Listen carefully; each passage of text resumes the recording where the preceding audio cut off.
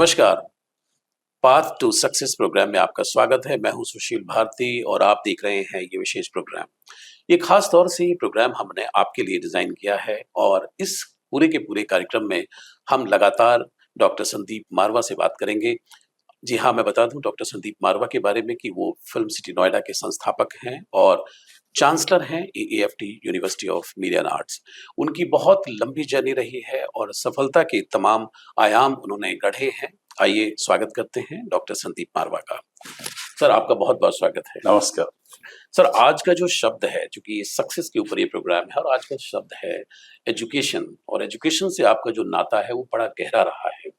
तो मैं सबसे पहले आपसे ये सवाल जानना चाहता हूँ कि क्या एजुकेशन सफलता प्राप्त करने के लिए कितनी ज़रूरी है?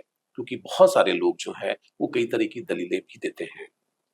सुशील जी, सबसे पहले तो एजुकेशन की परिभाषा को समझ लेना बहुत जरूरी है। जी। जब मैं एजुकेशन के अंदर आया हुँ, 1993 में फुल टाइम एजुकेशनल इंस्टीट्यूशन चलाना चाहता था, तो मेरे जो उस वक्त दिमाग में परिभाषा थी उसको मैंने अभी तीर की तरह अपने सामने आज भी रखा हुआ है। मेरे शब्दों में या मेरी सोच के मुताबिक एजुकेशन का मतलब developing your thinking process okay. And creating a better human being. Okay. ये मेरी परिभाषा है कि अगर आप विजन बड़ा करिए, सोच बढ़ाइए और एक अच्छा इंसान बनने की भी साथ साथ कोशिश करिए, ये पूरी एजुकेशन का तात्पर्य होता है। अब इसमें 50 किस्म के सेगमेंट हो सकते हैं। कोई इंजीनियरिंग की बात कर सकता है, कोई मेडिकल की बात कर सकता है, कोई लॉ की बात कर सकता है।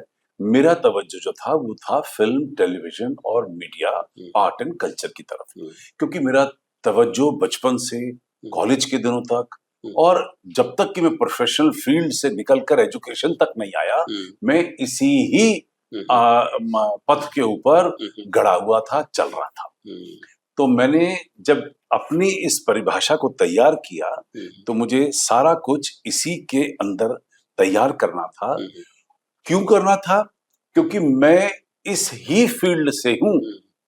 यानी कि मैं 1970 से अपने स्कूल, कॉलेज और प्रोफेशनल लेवल के ऊपर जब भी मैंने, चाहे वो थिएटर रहा हो, टेलीविजन रहा हो, सिनेमा रहा हो या आर्ट एंड कल्चर से संबंधित कोई भी चीज रही हो, उनको मैंने उस पूरे उस नदी को पार किया और मैंने उन तमाम चीजों को समझने की कोशिश की जो एजुकेशन का हिस्सा होनी चाहिए। तब ये बात मैं यकीन से अब कह सकता हूं आपका जवाब देते वक्त कि एजुकेशन आपकी जिंदगी में, आपकी सक्सेस में, आपकी तरक्की में एक बहुत बड़ा रोल प्ले करता है। जी। सर, जैसे अगर स्कूल की बात की जाए, जैसे आपने स्कूल की बात की, तो वहाँ व्यक्तित्व निर्माण का सबसे पहला जो प्रयास होता है किसी भी बच्चे को लेकर के, तो वो स्कूल से ही शुरू होती है। आपने भी जैसे अपने स्कूली जीवन में बहुत सारी चीज़ें महसूस की होंगी। आज नई एजुकेशन पॉलिसी की भी बात हो रही है। तो आप क्या अपेक्षा करते हैं, जो छात्र आपके पास आते हैं? क्योंकि आपको भी लगता होगा कि मेरे पास ऐसे छात्र आएँ, जिनके व्यक्तित्व निर्माण में मैं अपनी एक बहुत ही महत्वपूर्ण भूमिका निभा सकूँ। बिल्कुल आपने ठीक कहा, क्योंकि जो पहला कैरेक्टर बनता है और करियर का जो बीज बोया जाता है वो कहीं ना कहीं स्कूल से शुरू हो सकता है, जरूरी नहीं होता, लेकिन क्योंकि बच्चा सोच बदलता है कॉलेज में जाने के बाद, कॉलेज से फिर निकलने के बाद, फिर हायर एजुकेशन में पोस्ट ग्रेजुएशन करने के बाद, लेकिन फिर भी बीज बो सकता है और ऐसा ही कुछ बीज शायद मेरे अंदर मेरे टीचरों ने बोया या देखा। और मैं अब आपके सवाल पूछने पे मेरी एकदम जो नजर है वो मेरे स्कूल के उस प्रांगण में चली गई जहां पर मैं और मेरे साथ काम करने वाले वो तमाम स्टूडेंट जो म्यूजिक कोयर के हिस्से थे, जो थिएटर के हिस्से थे, जो स्पोर्ट्स के हिस्से थे, जो पढ़ाई में बहुत ही ज्यादा लीन थे, वो तो अब ध्यान आ रहा है कि जो जिस में ज्यादा ध्यान लगा रहा था वो कहीं ना कहीं उस फील्ड से जुड़ा रह गया। कुछ प्रोफेशनल लेवल पे काम करके आए, कुछ इमेच्योर लेवल पे काम करते रहे, कुछ शौकिया तौर पे ही करके निकल गए। तो स्कूल के अंदर ये ज़रूरी हो जाता है कि टीचर का या मैं समझता हूँ एडमिनिस्ट्रेशन का ये धर्म है कि जिस बच्चे की रुचि जिस वक़्त जहाँ है, उसे वो किसी न किसी रूप में उसे उभारने की कोशिश करे। ओके। तो ये स्कूल का रोल है, मैं तो ये कहूँगा। क्योंकि अगर मुझे स्कूल में ये सब ना मिलता, हो सकता है मैं पनपता ही नहीं आर्ट और कल्चर की तरफ। सरदार पटेल विद्यालय में आज भी चले जाइए, आज भी वो इन को करिकुलर एक्टिविटीज के लिए चर्चित है, माना जाता है। यहाँ पे बच्चों को हर किस्म के आर्ट और कल्चर से रिलेट कराया जाता है, चाहे बहुत डीपली ना सिखाया, क्योंकि समय नहीं होता है स्कूलों में सब्जेक्ट्स के अलावा। इसी तरह मैं कॉलेज की बात करता हूँ, कॉलेज में तो फ्रीलांस है, कोई पूछने वाला ही नहीं होता। ये तो आपकी जो रुचि तय हो गई होती है स्कूल के अंदर, जो बैकग्राउंड वो बन चुका है। हाँ, वो रुचि कॉलेज के लेवल पे निखर के आनी शुरू हो जाती है। जी, जी। शायद ऐसा कुछ मेरे साथ भी हुआ। मैंने थिएटर क्लब नहीं था तो शुरू करवा दिया, म्यूजिक ग्रुप नहीं था तो शुरू करा दिया, बैंड नहीं था तो शुरू करवा दिया, मैंने राइटिंग क्लब नहीं था तो शुरू करवा दिया, मैंने इस तरह जितने भी ये आर्ट्स हो सकती थी, ये मैंने शुरू करवा दिए। और ये देखिए, मेरा सौभाग्य था कि जो प्रपोजल लेके मैं अपने प्रिंसिपल के पास जाता था, वो मना ही नहीं करता था। तो मैं शायद आज कुछ मैं भी ऐसा ही हूँ, मेरे अंदर भी वो चीज शायद कहीं ना कहीं उनको देखकर पैदा हुई होगी, स्कूल और कॉलेज को देखकर। तो अब इससे आप अंदाजा लगा रहे होंगे मेरी बातों से, जो मैंने अब तक बोला, कि जब मैंने इस फील्ड को जिया है, तो मैं भी तो स्टूडेंट रहा हूँ, तो मेरी भी कुछ जिज्ञासा रही होंगी, इच्छाएं रही होंगी, कुछ ऐसी चीजें जो मैं करना चाहता हूँगा और मेरे हालातों ने मुझे अलाउ नहीं किया होगा, या मैं जो चीजें शायद वो अवेलेबल नहीं थी। तो जब मैंने अपना इंस्टीट्यूशन शुरू किया, तो अब मैं फिर आपकी सवाल का जवाब देने के लिए तैयार हूं कि उस वक्त मेरे पास 15 साल आर्ट एंड कल्चर से अपने आप को रिलेट करने का एक एक्सपीरियंस था। मैं कोई ऐसा मैं छोले बेचने वाला नहीं था, या मैं कोई परचून की दुकान नहीं चला रहा था और एक दिन मैंने कहा चलो मैं इंस्टीट्यूशन खोल लेता हूँ। एक आधार था। ये पनप रहा था, और ये आज से नहीं पनप रहा, ये 1978 से पनप रहा था कि जब मैं खुद एक बड़े एजुकेशनल इंस्टीट्यूशन में जाना चाहता था और वहां पर ये दरवाजा बंद था कि आप यहाँ ये पर्टिकुलर क्रिएटिव कोर्स नहीं कर सकते, क्योंकि हमने बंद कर दिया ये कोर्स। एक्टिंग की बात आप कर रहे हैं। जी बिल्कुल जी। और ये तो वो भी कहीं ना कहीं मेरे दिमाग में था कि ऐसा भी होता है कि जब कोई कुछ करना चाहता है और वो कोर्स नहीं होता, शायद उसका असर मेरी भी साइकोलॉजी पे पड़ा, और हम लोगों ने एक नहीं कई कोर्स एक साथ शुरू किए कि उन तमाम बच्चों के लिए जो उनमें आना चाहते थे और कहीं और ऐसे कोर्सेज नहीं चल रहे थे। ये एक मेरे जो 15 साल की वर्किंग थी, वो अपने आप में एक रिसर्च का हिस्सा बन गई। मुझे कोई थीसिस नहीं लिखनी पड़ी, मुझे कोई किताबें नहीं इसके लिए पढ़नी पड़ी, मैंने खुद किताब लिखी। तो वो मेरी रिसर्च थी। जबकि आज मेरा एक नया रिकॉर्ड बन रहा है कि मैं तकरीबन आप अंदाजा लगा लीजिए करीब 40,000 घंटे की फिल्म, टेलीविजन और मीडिया की रिसर्च को क्रॉस कर चुका हूँ। ओके। और शायद ये वर्ल्ड रिकॉर्ड से जुड़ता नजर आ रहा है, क्योंकि टोटल आवर्स जो थे जब मैंने जोड़े थे तो वो 60,000 घंटे क्रॉस कर चुके हैं for planning, designing, thinking, moulding, amending, altering, correcting different film, TV, media, art and culture and creative courses. इसके ऊपर 60,000 घंटे की रिसर्च अब तक किसी ने नहीं की। सर, एक तो बात हुई विधिवत शिक्षा की कि जो स्कूल में मिलती है।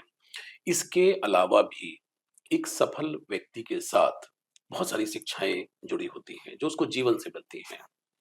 आप क्या मानते हैं कि कौन सी ऐसी शिक्षाएं हैं जो उसके पास होनी चाहिए जिससे कि वो एक सफलतम व्यक्तित्व बन सके? बहुत अच्छी बात कही आपने, क्योंकि शिक्षा जब बच्चा पैदा होता है तो माँ की गोद में होता है, और उसका ब्रेन बिल्कुल फ्रेश होता है। जी। जो कुछ वो माँ की गोदी से और अपने आस-पास देखता है, उसे ग्रैस्प करना शुरू कर देता है। हुँ, और ये बड़ी पुरानी बात है कि 15-16 साल की उम्र तक बच्चे ने जो सीखना होता है, जी। वो सीख लेता है। और बच्चे के संस्कार 3 साल से 2 साल से शुरू होते हैं और 10-12 साल की उम्र तक वो संस्कार बन जाते हैं। तो ये पहले तभी कहा जाता है कि माँ हमारी पहली गुरु होती है, हुँ, पिता हमारा दूसरा गुरु होता है। हुँ, तब जाकर बाहर जाकर शिक्षा बनती है और आपको बाहर के गुरु मिलते हैं। यानी जी। कि आजकल तो बहुत मॉडर्न ज़माना हो हुँ, गया है। हुँ, हुँ, फिर कभी केजी है, कभी प्राइमरी है, कभी ये इंटरनेशनल के स्कूल है, हुँ, अभी ये फलाना है, उनके अलग-अलग नाम हैं। लेकिन ये बहुत ज़रूरी है हुँ, कि घर का एक बड़ा अच्छा वातावरण हो, हुँ, क्योंकि उस वातावरण से एक छोटा-सा बच्चा सीखता है। माँ ने क्या बोला, बाप ने क्या बोला, बोली क्या है, हुँ, आपस में बातचीत क्या है, हुँ, घर में आने वाले लोगों का साथ क्या बिहेवियर है, बाहर जाकर हमारा क्या बिहेवियर है, बच्चा साथ है, वो सब नोट कर रहा है। हुँ, कोई बैठकर आपने उसे एबीसी नहीं सिखाया अभी, हुँ, लेकिन वो ये जो संस्कारिक बातें हैं, ऑब्ज़र्व कर ये रहा है। उस जो ऑब्जर्व कर रहा है वही उससे रजिस्टर हो रहा है, जो रजिस्टर कर रहा है वही उसके अंदर जाके पक रहा है। हुँ, तो बहुत जरूरी है कि जो शायद बहुत सारे पेरेंट्स नहीं पहचान पाते, हुँ, पेरेंट्स की लड़ाइयाँ, उनके बोलने चलने के तरीके, गाली गलौज की भाषाएं, हुँ, उनके सोच विचार, हुँ, ये बच्चे पे असर पड़ता है हुँ, और ये एजुकेशन का एक बहुत बड़ा हिस्सा होता है। जी। माँ बाप सोचते हैं मैंने बच्चे को स्कूल में दाखिल करा दिया, अब मेरा बच्चा पढ़ रहा है। हुँ, भाई पढ़ाई तो आपके घर से पहले ही शुरू हो चुकी थी 4-5 साल से, हुँ, और आज भी हो रही है अगर बच्चा जब तक 12-13 हुँ, साल का नहीं हो रहा है। हुँ, तो ये बातें हर घर में हुँ, 2 उन महान टीचरों को ध्यान में रखनी है, हुँ, माँ और बाप, हुँ, कि हमारा बच्चा हम जो कर रहे हैं वो सीख रहा है।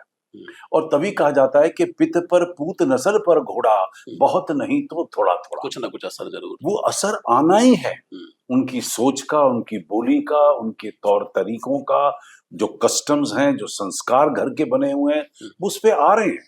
हुँ, उसके लिए कोई पाठ नहीं पढ़ाया जा रहा, कोई रट्टा नहीं लगाया जाता, कोई कोई बैठ के हुँ, म म उँगली रख के शब्द नहीं पढ़ाए जाते। हुँ, ये टीचिंग है। हुँ, और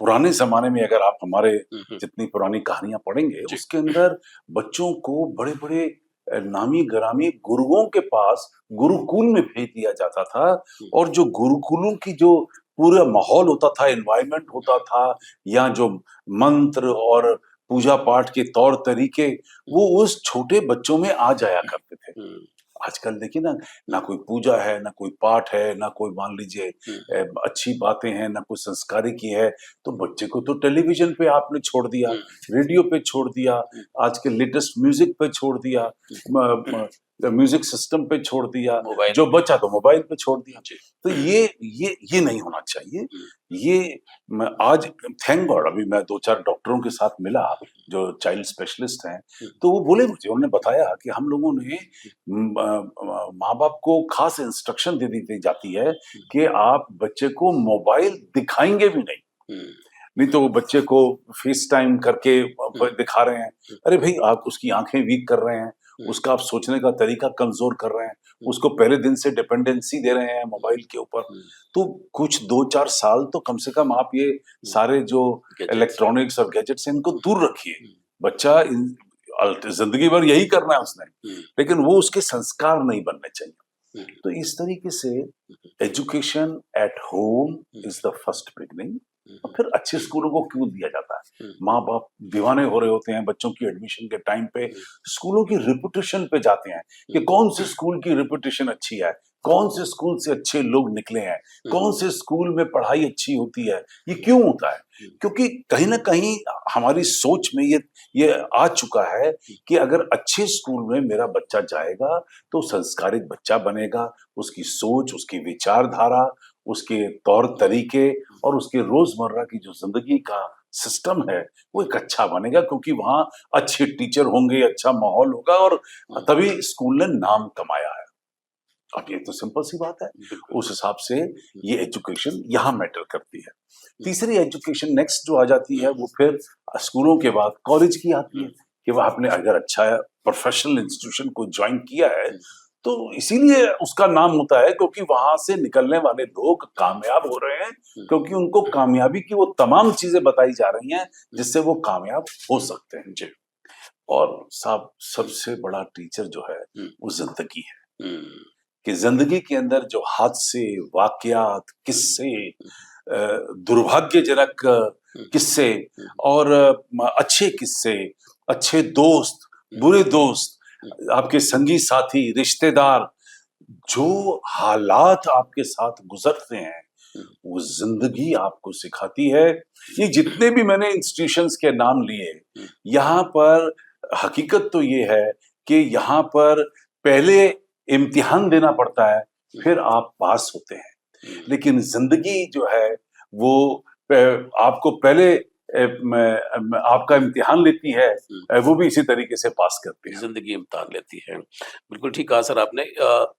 एक शब्द है सर कम्फर्ट ज़ोन, जो कि आजकल बच्चों को लेकर के बहुत बातें होती हैं कि उनकी इच्छा, उम्मीद से पहले ही माता-पिता उनको बहुत सारी चीज़ें प्रोवाइड करा देते हैं। और ये कहा भी जाता है कि अगर आप प्रिविलेज्ड हैं, बहुत सारे आपके पास हर चीज़ आपके लिए मुहैया है, तो आपका जो संसार है वो संकुचित होता चला जाता है। और कुछ फाइट अगर थोड़ी-सी बनी रहे जब ग्रोइंग स्टेज के अंदर, जब बढ़ रहे होते हैं, तो उस समय पे शायद जीवन को आप बेहतर तरीके से समझ सकते हैं। और शायद यही फ़र्क है जो अचीवर्स हैं, उनके अंदर कहीं न कहीं वो जज़्बा, वो फाइट, वो चुनौतियाँ, वो लड़ने का मादा उनके अंदर रहा है। तो आप कितना मानते हैं इस बात को कि आज के जो बच्चे हैं, क्या उनको पेरेंट्स को उस तरफ लेकर के जाना चाहिए कि जिससे वो ज़िंदगी को समझ सकें? ये बड़ी पुरानी कहावत है कि you can not win and achieve things hmm, hmm. Sitting in a comfort zone. जी। क्योंकि लड़ाई के मैदान में हुँ, हुँ। घर बार महल चौबारे सब छोड़कर, सुख आराम छोड़ के और तलवार भाले और वो शील्ड लेकर आपको निकलना पड़ता है और जान का रिस्क होता है। मुझे तभी तो जंगें जीती जाती थी। हुँ, तो यहाँ से ये कहावतें बनी हुँ, और वो जिंदगी के साथ जुड़ गई कि अगर जिंदगी में भी अगर आपको कामयाबी चाहिए हुँ, और घुड़सवार होके आप अगर फतेह पाना चाहते हैं, किले और महल अगले और जमीनें, तो उसके लिए भागना, दौड़ना, गिरना, उठना, संभलना बहुत जरूरी है। हुँ, और ये जो कंफर्ट जोन है आज के इस युग में, ले लीजिए कि अगर आप घर से निकले ही नहीं, हुँ, एयर कंडीशन में बैठे हैं, हुँ, आप सारा दिन संगमरमर के पत्थरों पे खेल रहे हैं हुँ, और आप उसके बाद घर पे लूडो और मोबाइल से खेल रहे हैं, हुँ, तो काम कौन करेगा? हुँ, तो कोई किस्मत वाला हो सकता है, हुँ, कोई किस्मत वाला हो सकता है, वो कितनों में, वो एक 10 करोड़ में एक होता है जिसकी लॉटरी लगती है। हुँ, 10 करोड़ में एक होता है, बाकी सब लूज कर जाते हैं। हुँ, जो बिल्कुल। तो वो ये इस पॉइंट ये है कि क्योंकि वो सब लोग जो हैं वो हुँ, सिर्फ किस्मत के ऊपर अपनी किस्मत को आजमाने के लिए हुँ, 1 रुपए से लेके और हजारों रुपए लॉटरी खरीद के बैठ जाती हैं कि मेरी लॉटरी लग जाएगी। वो चांस होता है, बट वो 100 करोड़ में 10 करोड़ में एक की निकलती है, हुँ, बाकी सब लूजर होते हैं। तो अगर उतना समय और वो एनर्जी अगर वो किसी किसी भी दूसरे काम में अगर लगा लेते तो शायद पहले से बेहतर होते। मैं इस चीज में विश्वास रखता हूँ, कर्म ही पूजा है, कर्म किए जा फल की चिंता मत कर रहे इंसान, जैसे कर्म करेगा वैसे फल देगा भगवान। और ये है गीता का ज्ञान। जी। आज पूरी दुनिया गीता पढ़ रही है। हुँ, गीता हमारे विदेशों में कोर्स बुक बना दी गई है। वजह क्योंकि वो वापस पूरे यूरोप को, पूरे अमेरिका को वापस लाना चाहते हैं कर्म के भाव में कि भाई ये घर बैठकर जो आदतें बच्चों की, लोगों की खराब हो चुकी हैं, इसे वो दोबारा से ठीक करना चाहते हैं कि कर्म पे तवज्जो दीजिए, हार्ड वर्क पे तवज्जो दीजिए, हाथ हिलाइए, पांव हिलाइए, काम करिए, तब जाके तरक्की और सक्सेस मिलती है। ये तय है, हुँ, इसमें कोई बदलाव नहीं है। बिल्कुल। पूरी ऑर्गेनाइजेशन में 1000 आदमी काम करता होगा, 1 या 2 लोग ऐसे होंगे जिनको प्रमोशन बड़े प्यार से मिल जाती होंगी। 999 को प्रूव करना पड़ता है कि मैं हुँ, प्रमोशन के लायक हूँ। हुँ, तो ये पूरी दुनिया जो है इस पे निर्भर करती है। और मैं बार-बार और कई बार ये कहता हूँ कि फर्स्ट डिज़र्व देन डिज़ायर। पहले बनो तो सही, उस चीज़ के काबिल तो बनो, तो अपने आप परमात्मा देखेगा, आपका एम्प्लॉयर देखेगा, आपके हालात देखेंगे, एटॉमिक पावर देखेगी, वो सुपर एनर्जी देखेगी और आपको उसके अपने हक का कुछ ना कुछ मिलेगा। बिल्कुल। परमात्मा इतना बुरा नहीं है, जब उसने ये एक मुट्ठी आसमान बनाया है, तो उसको उसके हक का कुछ ना कुछ मिल जाता है। जी, बिल्कुल। सर, सफलता की बात हो रही, जो कि प्रोग्राम का नाम भी है पाथ टू सक्सेस, सफलता का रास्ता। तो मैं ये जानना चाहता हूँ कि जैसे आज सफलता के पैरामीटर्स बदल गए हैं। आप बहुत सारे सफल लोगों से अपने जीवन में मिलते हैं। वहाँ एजुकेशन का रोल आपको साफ-साफ तौर पर नज़र आता होगा उनकी ज़िंदगी में जिनसे आप मिलते हैं। लेकिन आज लोग सफलता के पैरामीटर्स पैसे को लेकर के तोलने लगे हैं कि भाई देखिए उनके पास तो कोई एजुकेशन भी नहीं थी और वो बहुत बड़े पैसे वाले हो गए, मिलियनेयर हो गए। तो आपकी नज़र में सफलता का जो असली मूल्य है, सफलता की जो असली बात है, वो क्या है? देखिए, पहली बात तो ये तय कर लेना चाहिए कि एजुकेशन इज़ मस्ट। हुँ, कि आप जो स्कूल से निकल के कॉलेज, कॉलेज से निकल के कोई और प्रोफेशनल एजुकेशन, कोई स्किल डेवलपमेंट कोर्स, आप जब तक नहीं करेंगे, आपके अंदर की जो काबिलियतें भी होंगी, वो भी निखर के ऊपर नहीं आती हैं। हुँ, तो वैसे तो देखिए चट्टानों के बीच में सोने और हीरे दबे पड़े हैं। लेकिन तराशना पड़ता है, सजाना पड़ता है, उन्हें चमकाना पड़ता है, उसके बाद लगाना पड़ता है, तभी तो उसका कोई ग्राहक मिलता है और वो बिकता है। तो ये यही पूरे इंसान की बात आती है। बहुत हमारे पिताजी ने हमें 2 चीज़ बताई कि जी। ज़िंदगी के अंदर 2 चीज़ें हैं, एक पढ़ना और एक गुड़ना। हुँ, तो पढ़ाई तो करनी ज़रूरी है और गुड़ना भी उतना ही ज़रूरी है। इसका मतलब कि हालातों के साथ रहकर सीखना। हुँ, यानी कि आपके दादाजी, आपके नाना जी, आपके पिताजी, आपकी माताजी, आपके पड़ोसी, आपके रिश्तेदार, बड़े-बुज़ुर्ग, ये आपको कुछ ना कुछ बैठ के कुछ ना कुछ जब बोलेंगे तो सीख लो। हुँ, तो वो बातें बड़ी मंझी हुई होती हैं। हुँ, और पढ़ने का मतलब ये कि प्रोफ़ेशनल लेवल के ऊपर आप कोई एजुकेशन करिए। आज हिंदुस्तान की सबसे बड़ी कमी क्या थी? हुँ, पढ़ाई, एजुकेशन। अगर ये देश पढ़ा लिखा होता, तो हम लोग आज बहुत आगे निकल चुके होते। आज हमारे यहाँ पर लिटरेसी इतनी ज़्यादा थी। हुँ, हुँ, थैंक गॉड कि पिछले इन कुछ सालों के अंदर पढ़ाई पे बहुत बड़ा तवज्जो दिया जा रहा है, नई एजुकेशन पॉलिसी पे काम किया जा रहा है और किसी न किसी तरीके से पूरे देश को प्रमोट किया जा रहा है कि लोग पढ़ें। अब तो कुछ तो ऐसी आदतें हो गई हैं कि लोग आज भी पढ़ाई को ज़रूरी नहीं समझ रहे। हुँ, तो ये एजुकेशन का मैं जो पहला मतलब दिया था हुँ, कि सोच कैसे बनेगी, हुँ, विज़न कैसे बनेगा, कामयाबी तभी आएगी। और एक अच्छे इंसान कैसे बनोगे, जो गाँव के किसी कोने में रह रहा है, उसे संस्कार ही नहीं पता दुनिया के संस्कार क्या हैं या नीतियाँ क्या हैं या चाल-चलन क्या होता है।